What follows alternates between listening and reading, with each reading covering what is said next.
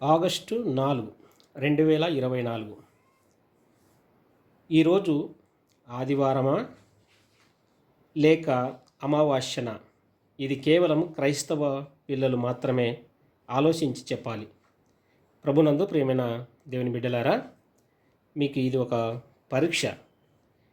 ఈ ఆగస్టు 4వ తేదీ 2024 సంవత్సరము. ఈరోజు సండే అనగా ఆదివారం అనుకొని అందరూ ఆరాధనలో పాలు పంపులు పొంది ఉంటారు.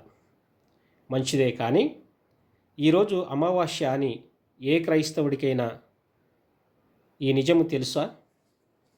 క్రైస్తవ సమాజము సమాధానము వెంటనే చెప్పాలి. ఎందుకంటే దేవుని గ్రంథం సెలవిస్తుంది, ఏది నిజమో, ఏది అబద్ధమో, ఏది సత్యమో, ఏది అసత్యమో దేవుని పిల్లలు ఎరిగి ఉండాలి. కాబట్టి ఏది నిజం? అమావాస్య నిజమా? ఆదివారం నిజమా? ఆధారము లేని, రుజువులు లేనివి అబద్ధములని బైబిల్ చెబుతుంది.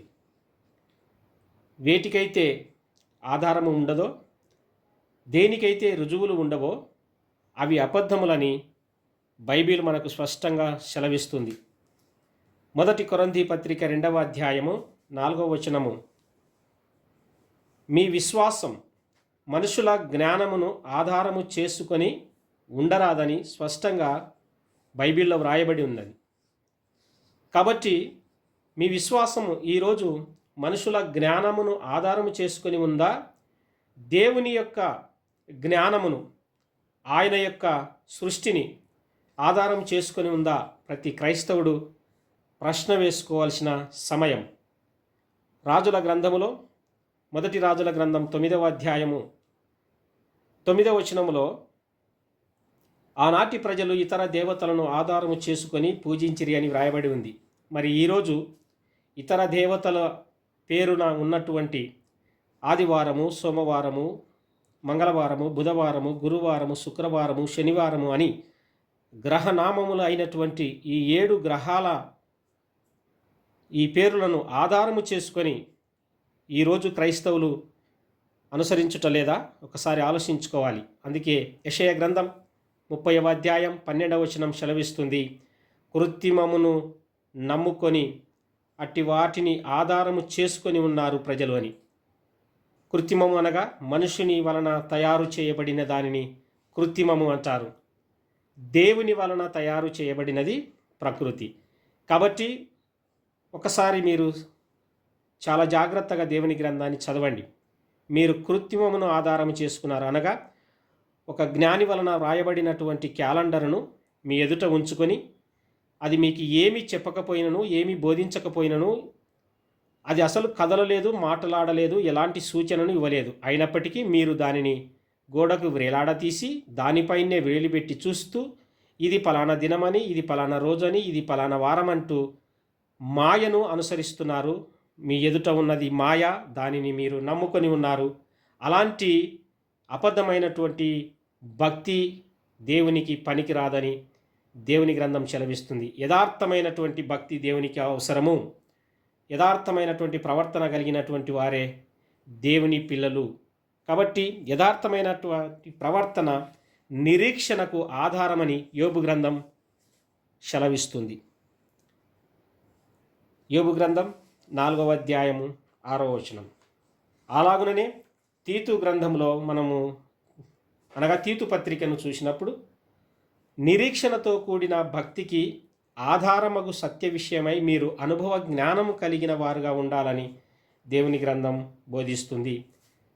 నిరీక్షణతో కూడినటువంటి భక్తికి ఆధారమైనటువంటి సత్యం మీరు ఖచ్చితంగా తెలుసుకొని ఉండాలి.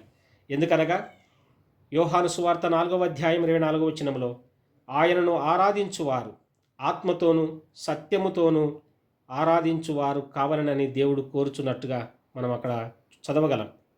కనుక ప్రభువునందు ప్రియమైన దేవుని బిడ్డలారా, మీరు ఖచ్చితంగా ఆత్మతో ఆరాధించుట ఎంత ముఖ్యమో అందులో సత్యము కూడా ఉండాలి. అనగా ఈరోజు అమావాస్యన ఆదివారమా అనే ప్రశ్న ఎందుకు వస్తుందంటే, మీరు ఆదివారం అని నమ్మారు, అది అసత్యం, అది అబద్ధం. అది మీకు ఎప్పటికీ కనబడదు, అసలు దానికి గుర్తులు లేవు, అది వచ్చింది తెలియదు, అయిపోయింది తెలియదు. అమావాస్య అన్నది సత్యం.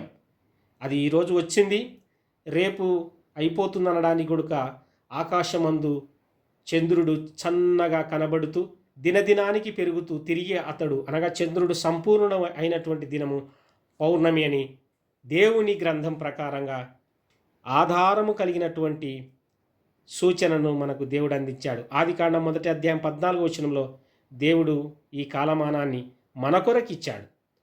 దినములను, మాసములను, సంవత్సరములను, కాలములను సూచించుటకు ఆకాశమందు ఉండునుగాక అని పలికాడు. అది మొదలుకొని ఈ యుగం అంతము కూడా అయ్యేంత వరకు దేవుడి చెప్పిన ఆజ్ఞను అవి పాటిస్తూ ఆకాశమందు మనకు దర్శనం ఇస్తుండగా వాటిని వదిలి మన జ్ఞానము చేత అనగా సొంత జ్ఞానము చేత తయారు చేయబడినటువంటి దానిని నమ్మి ఈ మాయను అనుసరిస్తున్నటువంటి వారు చివరికి నరకమునకు చేరుతారని దేవుని గ్రంథం సెలవిస్తుంది. ప్రకటన గ్రంథం 22వ అధ్యాయము 15వ వచనము ఒకసారి మీరు చదువుకోండి.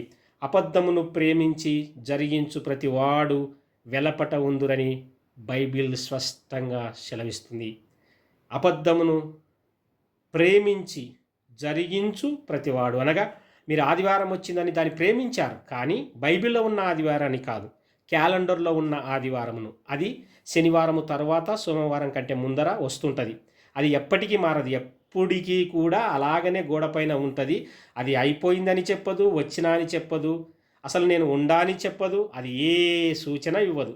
కానీ దేవుని గ్రంథాన్ని మీరు ఒక్కసారి పరిశీలనగా చదవండి, మరలా చదవండి. దేవుని గ్రంథములో ఆయన చేసిన ప్రతి కార్యానికి రుజువులు ఉన్నాయి, సాక్ష్యములు ఉన్నాయి. ప్రభునందు ప్రియులారా, ఇప్పటికైనా అబద్ధమైనటువంటి ఆదివారమును విడిచి సత్యమైనటువంటి పరిశుద్ధమైనటువంటి ప్రభుదినమైనటువంటి పౌర్ణమి దినమును అనగా పరిశుద్ధ గ్రంథపు ఆదివారపు దినమును అందరూ అనుసరిస్తూ ఆ దినమును దేవుని ఆరాధించి ప్రభు బల్లలో పాలుపంపులు పొందుతారని, అలాగుననే అమావాస్య అనేటువంటి ఈ నెలల అంతము దినము తిరిగి ప్రారంభ దినమైనటువంటి అమావాస్య నాడు అనగా సృష్టికి ప్రారంభము గనక, చీకటిలో నుంచి దేవుడు సృష్టిని చేశాడు గనక దానికి నాందిగా వస్తున్న ఈ అమావాస్యను ప్రతి ఒక్కరూ శ్రద్ధ భక్తులతో ఆయన సన్నిధికి చేరి ఆయన చేసిన ప్రతి కార్యమును తలపోసుకుంటూ మీ బ్రతుకులను ముందుకు సాగించుకోవాలని ప్రభునామమున మనవి చేస్తున్నాను. అమావాస్యకు రొట్టె విరవకూడదు. ప్రభునందు ప్రియులారా, ఇది ఎంతటి దోషము అంటే ఆదివారం అని నమ్మినటువంటి సమస్త క్రైస్తవ సమాజం ఈరోజు రొట్టె విరిచి ఉంటుంది.